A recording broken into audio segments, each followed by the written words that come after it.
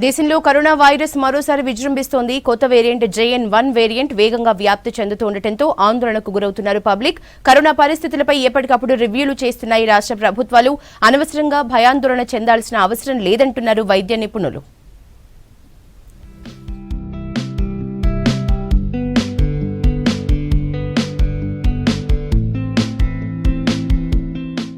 దేశంలో కరోనా కేసులు మళ్లీ పెరుగుతున్నాయి. ఇవాళ కొత్తగా 752 కేసులు నమోదు కాగా 4 చనిపోయారు. ముఖ్యంగా కొత్త వేరియంట్ JN.1 భయపెట్టిస్తోంది. కేరళ, కర్ణాటకలో భారీగా వ్యాపిస్తున్నాయి.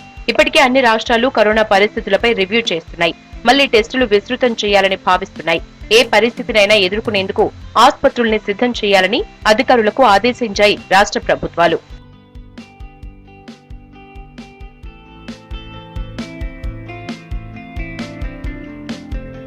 దేశంలో కరోనా JN.1 కొత్త సబ్ వేరియంట్ వేగంగా వ్యాప్తి చెందుతోందన్నారు ఎయిమ్స్ మాజీ డైరెక్టర్ రణదీప్ గులేరియా. అయితే ఈ వేరియంట్ తీవ్రమైన ఇన్ఫెక్షన్లకు కారణం కాదని చెప్పారు. వేగంగా వ్యాప్తి చెంది ఆధిపత్య వేరియంట్ గా మారుతుందని తెలిపారు. ఇది అంటువ్యాధులకు కారణమయ్యే ప్రమాదం ఉందన్నారు. తమకు విస్తృతమైన వైరస్ ను కవర్ చేసే vaccine అవసరమన్నారు. You don't need a variant specific vaccine. You need a vaccine which covers a broader let's say type of the virus. We have had multiple mutations.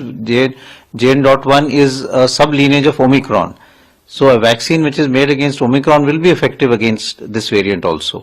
But I think we need more data first to show what is the current immunity in the population and what is the protection that we are having based on the previous vaccination that we've got.